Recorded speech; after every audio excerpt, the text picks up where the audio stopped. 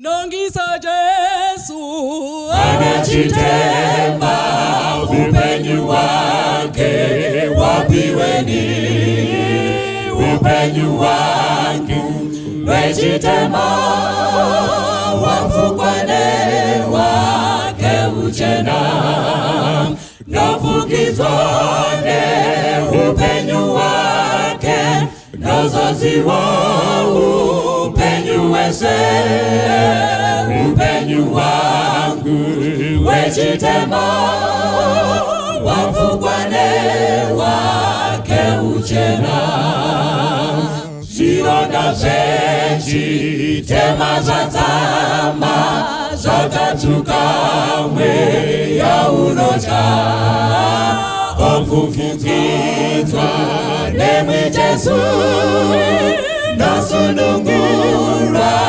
nemutemo nofukizwane upenyu wake nozozi wa upenyu wese upenyu wangu wechitema wafukwane wake uchena dona kuziwa rusununguro Jesu andipa nguochena na ikashira yangu darasa ndinofeka upenyu wenyu nofukizwane upenyu wake nozozi wa upenyu wese upenyu wangu wechitema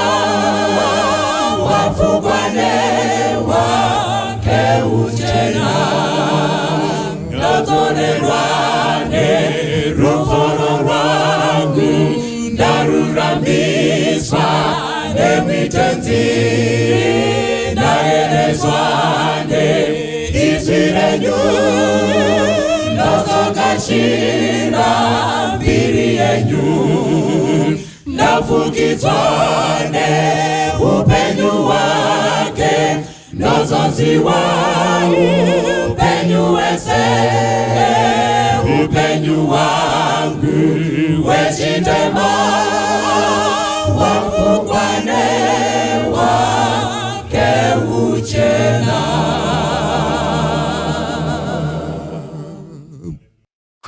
kunona kakuda Jesu kumuda wira kwazo kuzorora pachidzidzo nekuti wakadaro Jesu Jesu ndasimbira ndakabatsirwa naye Jesu Jesu anondipa moyo kusimbirazve okunaka kuda Jesu ndachena neroparo ndapona nekudawira kuna muponesiwo Jesu Jesu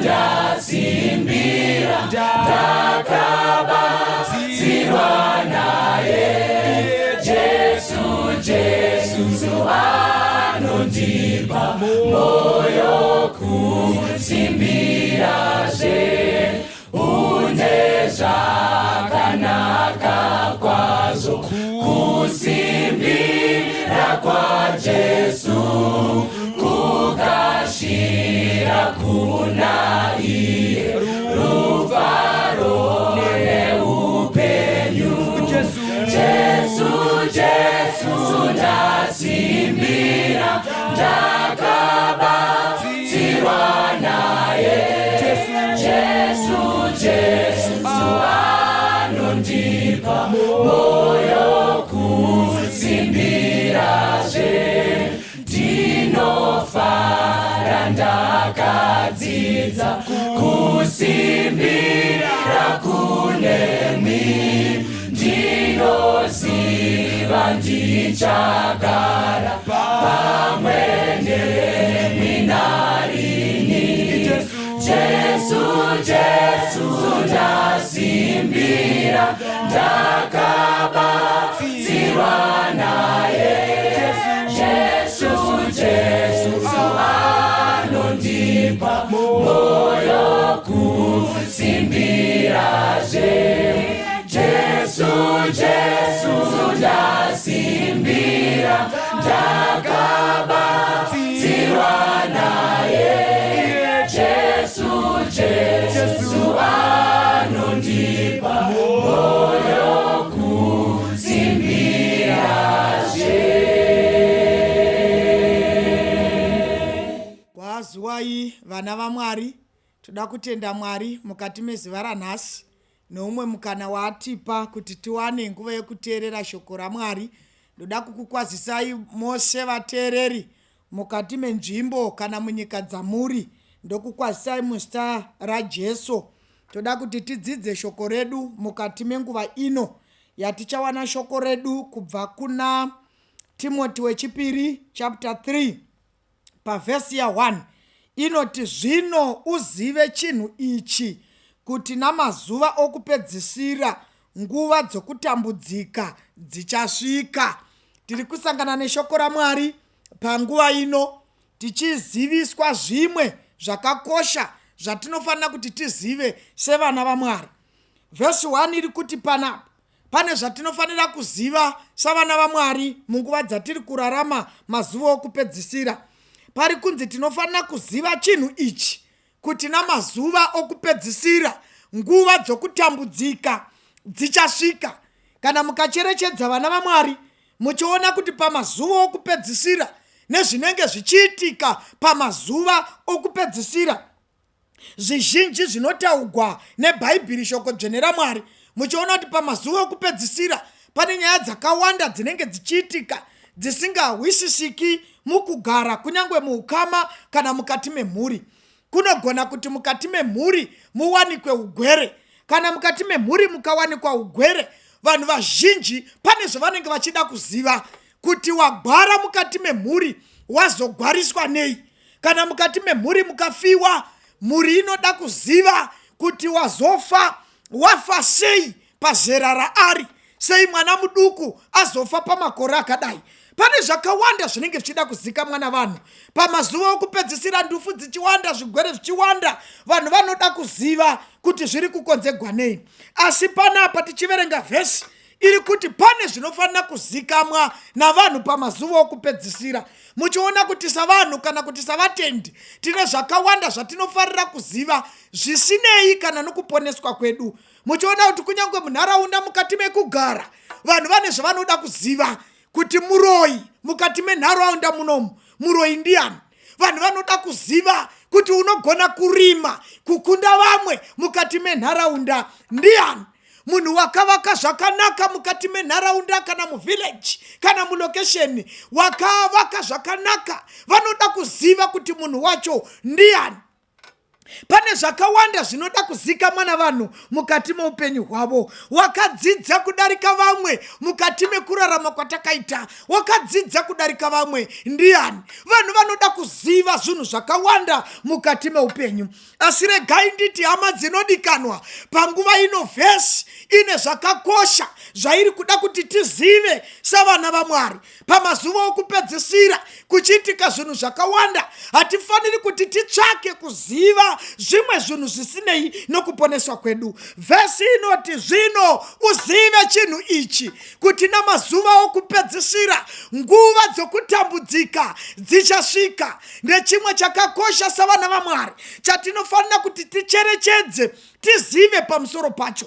Kana tikasaziva chinhu ichi, kuti namazuva okupedzisira nguva dzokutambudzika dzichasvika, ticharashika, kunyange nekurashikigwa neufumi hwatinenge tinahwo. Nokuti patichasvikigwa nenguva dzokutambudzika semhuri, patichasvikigwa nenguva dzokutambudzika mukati mekurarama kwedu, patichasvikigwa nenguva dzokutambudzika tirimo mukati memichato yedu, kana tikasaziva kuti Mwari wakati akatirayira kuti namazuva okupedzisira munofanira kuziva kuti chinhu chakadai chinofanira kutisvikira. Kana tikasazviziva tichapedzera pfuma, kupedza mari zhinji, kuparadza kunyangwe matanga, tichitsvaka kuti sei tazosvikigwa nenhamo dzakadai. Saka Jesu unotsanangura mashoko aya pana John chapter 16 pavhesi ya 33 unoti, ndinoreva izvozvi kwamuri ivai nerugare muna Jesu, nokuti panyika munotambudzika, asi panguva yekutambudzika Jesu unoti vakaropafadzwa vachasvikigwa nokutambudzika uku vari muna Jesu. Jesu unobva ati, ndinoreva izvi kwamuri, pachasvika nguva dzokutambudzika munofanira kuti mutsunge mwoyo, nekuti ini Jesu wenyu ndakararama panyika ndikasvikigwa nenguva dzokutambudzika, asi ndakatsunga mwoyo. Saka ndiri kuti hama dzinodikanwa, pane zvatinofanira kuziva. Ngatimbosiyana nokuziva zvimwe zvinhu zvisina nebasa rose. Ngatiregei kutsvaka zvakawanda zvatingada kuvhendenyura mukati meupenyu kuti tizive pamusoro pazvo. Zvizhinji zvatinoda kuziva zvichatisiya tine maBP, zvatinoda kuziva zvichatisiya togwara. Ndiri kutaura kunyange pamusoro pamadzimai vakatsvaka kuda kuziva kuti ndini ndoga here ndiri kudiwa nomurume wangu, kana kuti pane umwe uri pasaidi ari kudiwa nemurume wangu. Vakadzi vazhinji vakavhendenyura nyaya dzakawanda, vakabata vakaziva zvimwe zvinhu zvava zvisinei navo. Uchiona kuti pakuda kuziva zvimwe zvinhu zvinokukanganisa kunyange utano, zvinokukanganisa kunyange pamararamiro ako. Asi kana pane chinhu chatinofanira kuziva savana vaMwari, tiri kunzi nevhesi namazuva okupedzisira tinofanira kuziva chinhu ichi, kuti nguva dzokutambudzika dzichasvika. Saka tikaziva shoko iri savatendi, handinetsani navanhu. Kana ndikagwarigwa nemwana ndasvikigwa nenguva yakadaro, handinetsani navanhu. Kana ndikafigwa mukati meupenyu hwangu, kana ndaziva nguva dzokutambudzika, handinetsani navanhu. Chero mwana wangu akafoira, handinetsani navanhu. Chero ugwere hukasvika, mwana wangu akarashika pfungwa, handinetsani navanhu. Nekuti ndinenge ndichiziva kuti Mwari wakandizivisa kuti namazuva okupedzisira unofanira kuziva zvinhu zvakadai, kuti nguva yokutambudzika ichasvika. Nemhaka izvozvo hama dzinodikanwa, wanga uri munamato wangu, kuteerera kwawakaita mharidzo, uri kwawakagara uri ikoko, ziva chinhu ichi, kuti pachasvika nguva dzokutambudzika haufaniri kubva pana Mwari. Nemhaka yekuti tagara taziviswa kuti nguva dzokutambudzika dzichasvika. Kana ukadzitarira nguva dzacho dzenguva yekuti unopinda mukati mematambudziko, kana ukasaziva Mwari, kana ukasaziva shoko, unobva pamberi paMwari nemhaka yekuti wasangana nenguva dzokutambudzika. Asi Jesu uri kutizivisa, zivai chinhu ichi vana vaMwari, namazuva okupedzisira akafanana naano atiri, nguva dzokutambudzika dzichasvika. Saka shoko rangu panguva ino rinoti, chero nguva dzokutambudzika dzazokusvikira, ramba wakamira pana Mwari. Nguva dzokutambudzika dzazo wasangana nadzo mukati meupenyu, hatifaniri kuzobva pana Mwari, nekuti Mwari wagara atizivisa. Haana kutaura zita romunhu uchasvikigwa nenhamo, haana kutaura zita remhuri, uri kutaura kuna vose vakamirira kudzoka kwaJesu kechipiri. Kana tichida kuzoponeswa, upenyu hwedu hahurambi uri mutserendende pamberi paMwari. Pane nguva dzatichatambudzika takamirira kudzoka kwamuponesi. Saka zvichaitika tiri munguva dzokutambudzika. Tikatarisa pana Habhakuku, una mashoko anotiyambira kutambudzika kusati kwasvika.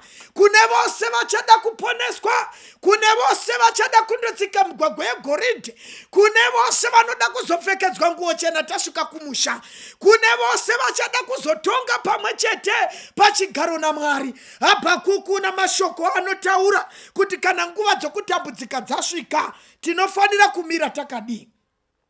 Pana Habhakuku chapter 3 pavhesi ya 17 panoti ipo pana, nokuti kunyangwe muonde ukasatunga maruva namizambiringa ikashayiwa zvibereko, kunyangwe kubereka kwemuorivhi kukakona, neminda ikasabereka zvokudya, kunyangwe makwai akapera muchirugu, nemwombe dzikashayikwa mumatanga. Verse 18 inoti, kunyangwe zvakadaro ndichafara kwazvo muna Jehovha, ndichava nomufaro muna Mwari weruponeso rwangu. Hama dzinodikanwa, Habhakuku uri kuburitsa pachena nguva dzokutambudzika dzichisvika, uchisangana nezvausina kumbosangana nazvo kubva wakaberekwa, nguva dzokutambudzika dzinochemedza, nguva dzokutambudzika dzaunovata usiku hwese, mapilo achinyorova nemisodzi, upenyu huchishanduka, uchiona kuti pano ndasvika panguva yekutambudzika. Habhakuku unouyisa pfungwa yakatinakira savana vaMwari. Habhakuku unoti zvose chero zvikandiwira, kunyangwe muonde ukasatunga maruva, tanga tambojaira kuti kana mvura yoda kunaya tinovona nokutunga kwemuonde maruva, toziva kuti zhezha rava pedyo. Habhakuku unoti chero ukatarisira muonde kuti iko zvino maruva anofanira kutunga, wakatarisa pamuonde kuti maruva anofanira kuvapo. Habhakuku uri kuti chero muonde ukasatunga maruva, ndichafara kwazvo ndiri mukati memba yaMwari. Ndiri kuti hama dzinodikanwa, pane nguva yatinotarisira zvakawanda zvatinenge tatarisira. Unorera vana ugovakudza nezhira yakanaka, ugovapfekedza vagoyevedza, dziri mhandara dzakakwana pamberi paMwari. Pane nguva yaunotarisira kuti pavane mhandara dzangu apa ndinofanira kuva navakwasha, asi wakatarisira kutunga kwamaruva, uchitarisira vakwasha mukati memhuri yako, maruva anokonewa kutunga, vana vagogara pamba, vagoshayiwa kana munhu unoti tidevo. Makatarisira savabereki, mune mhandara 2, mune mhandara 3, mune vanasikana vana vakanaka pamusha, muchitarisira kuti panguva iyi maruva pamuonde anofanira kutunga. Mozvitarisira movona kana pasina mukwasha, makatarisira vakwasha, munoona mwanasikana unomitiswa, movona mwanasikana wepiri womitiswa, movona mwanasikana we3 womitiswa. Kutunga kwamaruva pamuonde kunokona.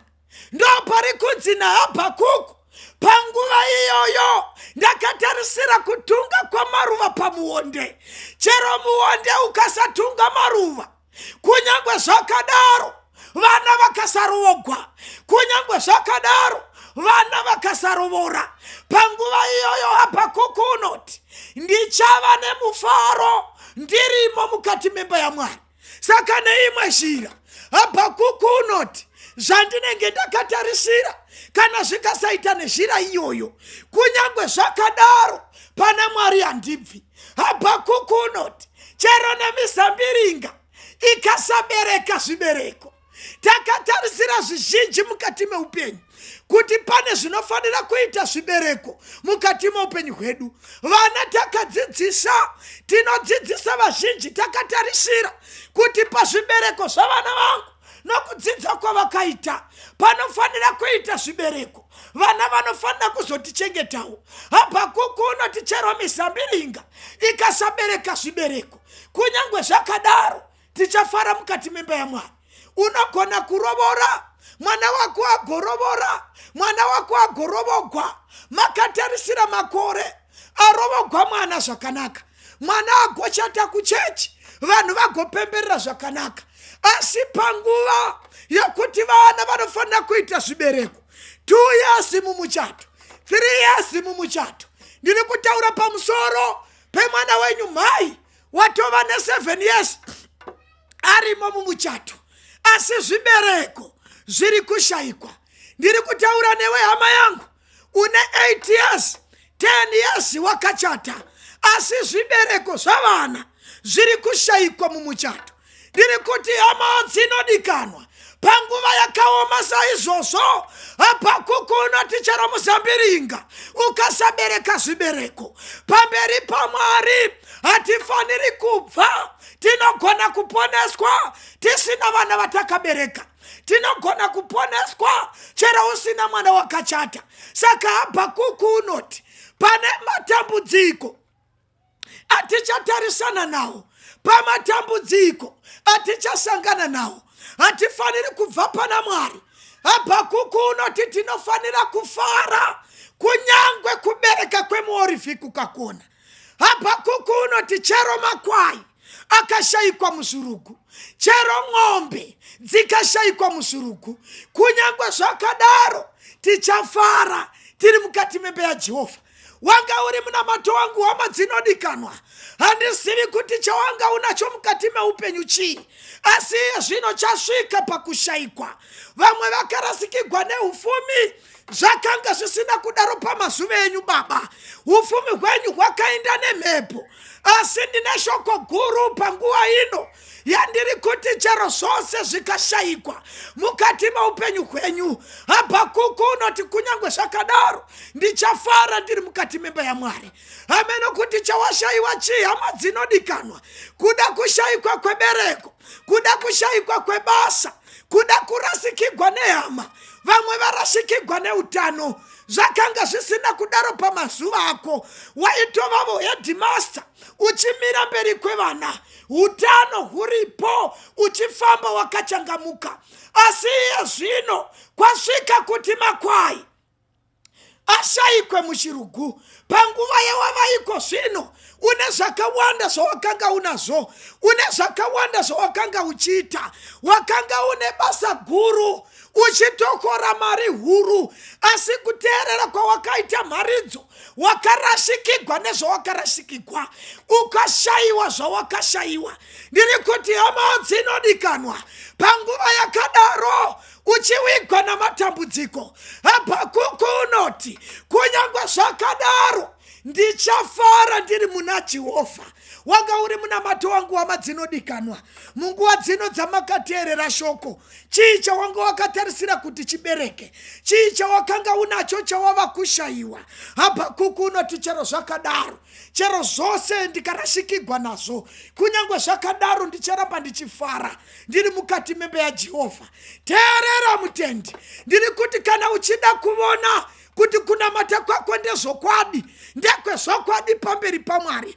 Hatinamati Mwari tine zvunhu, hatinamati Mwari nokuti takafuma, hatinamati Mwari nokuti tinofamba nedzimota, hatinamati Mwari nokuti tichine mari, hatinamati Mwari nokuti ufumi tichinahwo, hatinamati Mwari nokuti tichiri vatano. Kana uchida kuzviona kuti kudenga uchainda, Mwari unonamatwa panguva dzokutambudzika, Mwari unonamatwa panguva dzokuchema, Mwari unopiwa nzvimbo yake zvinhu zvisina kumira zvakanaka.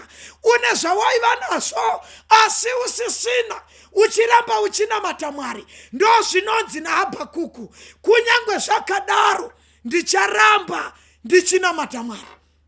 Ndiri kutaura kudai kune vatendi vazhinji vaizika mwana mazita panguva yavo, pavainyanya kuda Mwari ndo pavaienda kuchechi nenguva, pavainyanya kunamata Mwari ndipo pavaiva nemari zhinji, pavainamata Mwari ndo pavakanga vasati vambofigwa, pavainamata Mwari ndo pavakanga vari mamaneja kubasa, pavainamata Mwari ndo pava vasina kumbogwara kana kugwarigwa. Ndiri kutaura navatendi vazhinji vaisika mwana mazita, pavakazowigwa nenhamo, pakazokona kubereka muorivhi, pakakona kubereka maonde, pakapera matanga makwai muchirugu, pakapera ng'ombe mumatanga. Vazhinji vaisika mwasavanamati mukati menyika ino vakadzokera sure. Vazhinji vanokonewa kunamata Mwari, vanofunga kuti kana usina mari haugoni kunamata Mwari. Vazhinji vanoti kana usina ufumi haugoni kunamata Mwari. Teerera hama yangu, Habhakuku unoisa pachena. Unogona kuva mutendi mukuru uchinamata Mwari chero usina mari. Unogona kuva munamati mukuru anotoita zita guru pakunamata, kunyangwe usina mba, kunyangwe usina mota. Ndiri kuti hama dzinodikanwa, kana tikanamata takatarisa pazvinhu, hatinamati Mwari unonamatwa nekuti munhu une zvinhu. Chatinoziva ndechinoti kana Jobho achitaura panguva yeufumi hwake, unoti panguva yandakanga ndakafuma, zita raMwari ngarirumbidzwe. Fuma yaJobho yapera, asisina kana chinhu, achigara kumadota. Vana vapera, ufumi hwapera. Jobho unoramba achiti zita raMwari ngarikudzwe. Ndakazvagwa ndisina chinhu, ende ndichadzokera ndisina chinhu. Ndosaka Habhakuku achitibatsira savatendi. Kunyangwe zvose zvatinazvo tisisina, tafigwa navarume, tafigwa navana, basa richipera, uchivengwa nehama, wadzingwa basa, usisina zvaunazvo, uri pamubhedha wekugwarira, usisina tariro kuti upenyu hwangu huchafamba sei. Habhakuku unoti kunyangwe zvakadaro ndichafara mukati memba yaJehovha. Wanga uri munamati wangu hama dzinodikana. Panguva yawakateerera shoko uri ikoko, kuti iwe zvawanga waparadzana naMwari, chaita kuti uparadzane naMwari mukati muupenyu hwako chii? Ichocho ndo chiri kunzi naHabhakuku. Chero zvakakuchemedza, chero zvakakugwadza, unofanira kudzokera mukati memba yaMwari undonamata Mwari, kunyangwe zvakanaka, kunyangwe zvakaipa. Kutambura kwedu hakubvisi Mwari paumwari hwake. Kufigwa kwedu hakubvisi Mwari paumwari hwedu. Kurambwa nomurume hazvireve kuti Mwari hasisiri Mwari. Habhakuku unoti zvakadaro unofanira kuramba uchifara uri mukati memba yaMwari. Habhakuku uri kuti hapana chero chandendakatarisira ndikachishayiwa, chero zvandakumbira kuna Mwari zvikasaitika, kunyangwe zvakadaro ndicharamba ndichifara ndiri mukati memba yaMwari.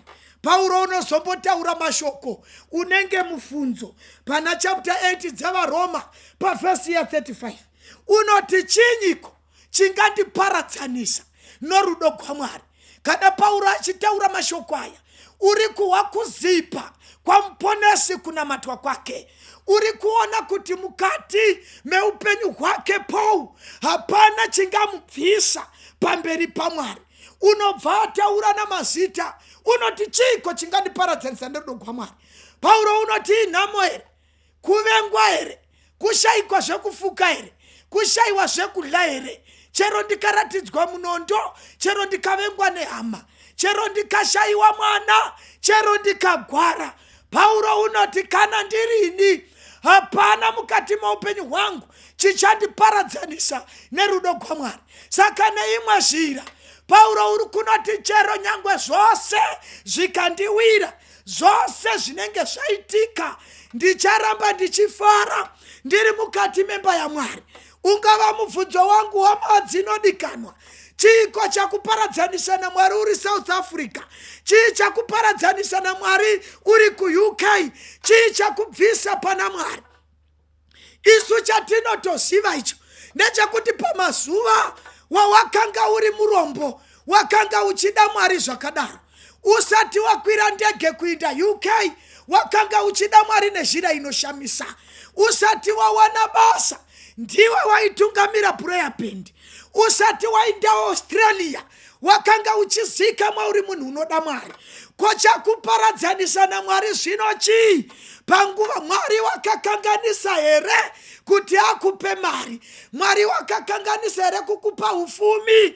Pauro unoti pazvose handina chinhu chichaderedza kutenda kwangu, handina chinhu chichandibvisa pakushumira, kunyangwe kuvengwa, kunyangwe kugwara, kunyangwe ndikawana mari, kunyangwe ndikafamba nemota, chero ndikava Land Road, chero ndikava murocha, chero ndikatengesa kobra, chero ndikatengesa madomasi, chero ndikafuma ndiri mugwere, chero ndikafamba newiricheya, panguva iyoyo kunyangwe zvakadaro ndichafara ndiri mukati memba yaMwari. Ndiri kuti hama dzinodikana, nguva dzokutambudzika dzichasvika. Namazuva okupedzisira zivai chinhu ichi, nguva dzokutambudzika dzichasvika. Ndakateeregwa navanhu vachine varume vavo vapenyu, ndakateeregwa navanhu vachine vakadzi vavo vapenyu, ndakateeregwa navanhu vasati vambofigwa kunyangwe nemwana mukati meupenyu. Rufu gwavanoziva chakafa chavakabata mukati meupenyu, vakabata DVD ndora vakabata chiri chakafa mukati meupenyu. Vamwe vakabata TV chiri icho chakafa mukati meupenyu hwavo. Vamwe chitunha chavakabata ranga riri bhureira rakafira muchirugu, ndokurubvisa pahuku mhenyu vachienda kundorasha iri huku yafa yoga. Ndo chitunha chinozikamwa nedzimwe mhuri dzakanditeerera. Zivai chinhu ichi mai, nguva dzokutambudzika dzichasvika. Nerimwe zuva makarivara muchawa kuti murume waita accident, nerimwe zuva makarivara muchawa kuti mwana wenyu uri South Africa, uri kukuchengetai muri muHarare, uri kukuchengetai muri Gokwe, muchawa kuti mwana wenyu hakusisina. Panguva iyoyo nguva dzokutambudzika dzichisvika, ndo zviri kunzi naPauro kuna Timoti, unofanira kuzviziva kuti kana wakagarika nhasi hazvirambi zvakadaro. Kana uri mukati menhamo nhasi zvinogona kufuma zvakashanduka. Panguva dzakadaro mutauri unoti ndicharamba ndichinamata Mwari kunyangwe zvakaoma, kunyangwe zvakanaka. Wanga uri munamati wangu wamadzinodikana, takamirira kusvika kwenguva dzokutambudzika. Habhakuku unoti nguva dzokutambudzika dzichisvika hatifaniri kubva pana Mwari. Zvose zvatinazvo zvikashayikwa mukati meupenyu hwedu tinofanira kuramba tichinamata Mwari. Ndine rukoko panguva ino yandiri kutaura. Kana aripo wakateerera mharidzo unozviziva kuti wanga aburuka mumuti wekutenda nemhaka yekuti makwai akashayikwa. Kana aripo wakanditeerera unoti ndabva pakutenda nemhaka yekuti muonde wakaramba kubereka zvibereko. Kana aripo akanditeerera anoti ini ndanga ndabuda mukati memba yaJehovha nekuti mombe ndadzishayiwa mumatanga. Kana aripo wakanditeerera panguva ino unoti Mwari ndibetserei, ndakandaita neupenzi, ndakaona mweya urifu wakona kubereka, ndobva ndatiza mukati memba yenyu. Muonde wakashayiwa mashizha, ndobva ndabva mukati memba yenyu. Ndakashayiwa makwai muzvirugu, ndokubva ndatiza pamberi penyu Mwari. Kana aripo wakanditeerera unoti Mwari ndodzoka kushayiwa zvandakanga ndinazvo, ndakanga ndirega kukunamatai. Kana aripo wakanditeerera ndiri kuti hama inodikanwa, mukana uchipo, Jesu asati adzoka, hazvinei kuti makwai akapera, hazvinei kuti wakafigwa, hazvinei kuti vana varamba kuwanikwa, hazvinei kuti mhuri haiwirirani, hazvinei nezvinokuchemedza, hazvina basa kuti murume wakafa akakusiyira chigwere. Dzokera mumba maJehovha undonamata urimo, takamirira kudzoka kwaMuponesi. Ndoda kunamata navanhu panguva ino. Simudza moyo wako uri kwauri. Mwari unoverenga moyo, unoziva sarudzo yako, unoziva zvidiso. Mwari ndiri kuno kwandiri, ndiwe iwo Muponesi. Ndoda kuti ndidzoke mukati memba yaMwari ndikunamatei, nokuti ndanga ndakutizai nemhaka yenhamo dzakandiwira. Ndoda kunamata navakadaro. Regai tiwane nguva yekunamata. Baba vedu vakatendeka vari kumusha kumusoro kudenga, naMuponesi wedu Jesu nomweya mutsvene, toda kutendai Mwari panguva ino yamati uisirawo shoko mukati meupenyu hwedu. Mwari ndinonamata panguva ino ndichinamatirawo mai avo vanga vaora moyo nemhaka yezvakavawira mukati meupenyu. Vanga vasingachanamati, vanga vasingachaindi kuchechi. Ndiri kuvanamatira baba avo nemhaka yekugwadziwa neupenyu namatambudziko akavawira. Vamwe kufigwa kwavo hakuchagumi, vanofigwa gore rino, vofigwa gore rinotevera, vofigwa mwedzi unotevera.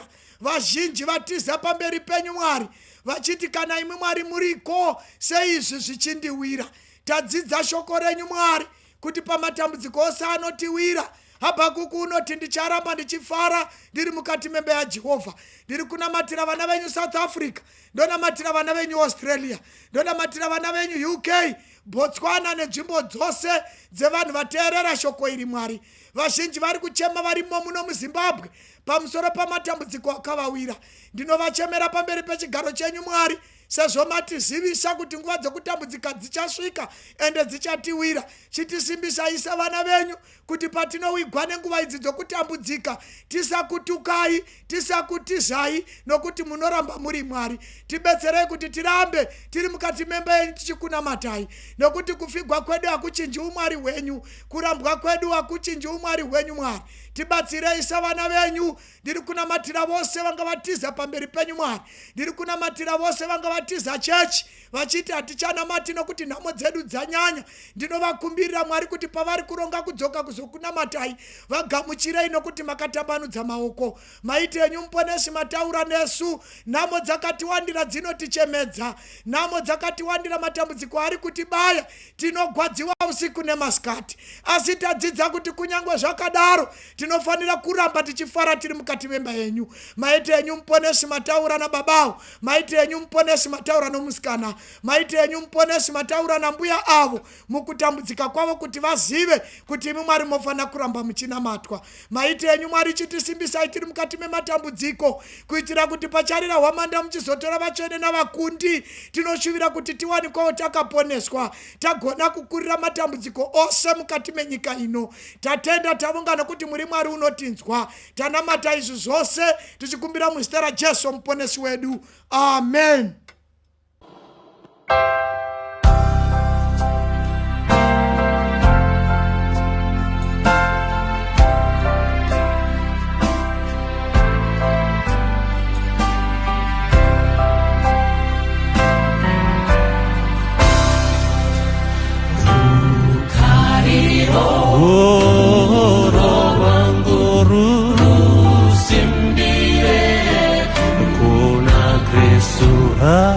Andina mwirine munuasi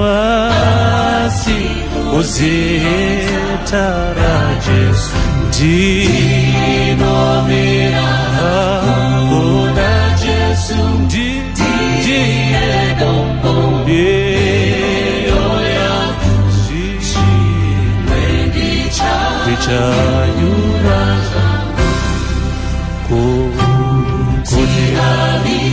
Evangeli matsitsi dzake norugarira imo mumepo yesimba ruoko rwake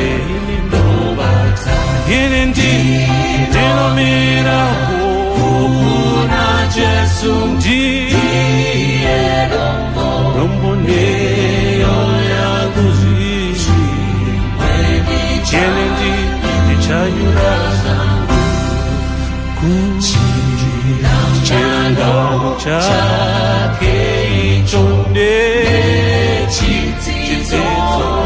chero karo zvinondipa iroro sembero pakati pematambudzo yene ndinomira ikona Jesu ndiye dombo yeyoya zishimwe yene ndinganyura ipo apo anenge oyanetsuri chazorizwa ini ndinona kutendimere na Jesu ipo pamujiwake ini ndinomeraho na Jesu ndiye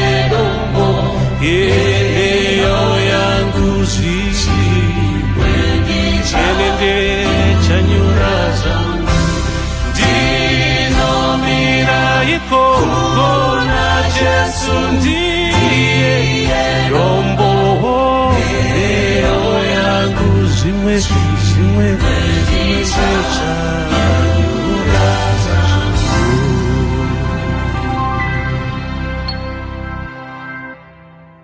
apo basa rapera ndinoenda kumusha uko kufa kunopfeka kusafa ndichamziva mponesi apo achazouya iye anondigashira kumusha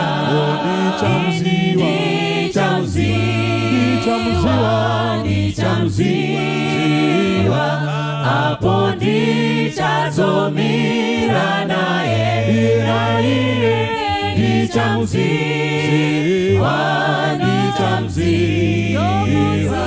rematanzi mumaoko ake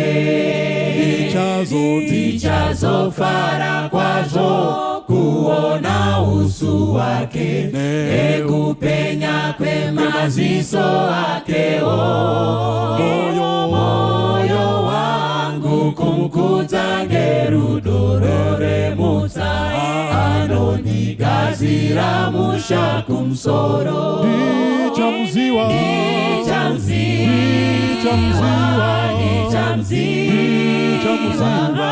apo ndichazomira naye ndichamziva rematanzi mumaoko ake ndinotondera avo vadikani vakafa kuti nderufu tapatsana navo apo Jesu ouya navo tichasangana asi ndichatanga kuona Jesu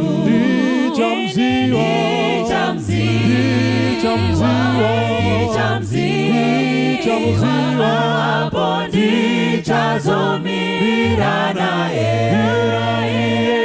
ndichamziva rematanzi mumaoko ake achanditungamira kupinda mazambara apo tisingazowi neurombo ndichaimba neweseriyo rwekufara asi ndichatanga kuona Jesu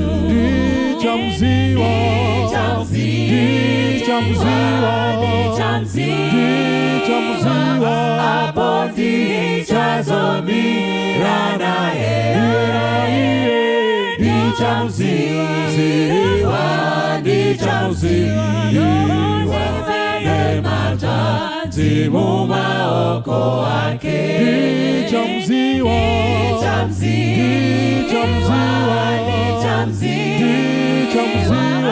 apo ndichazomira naye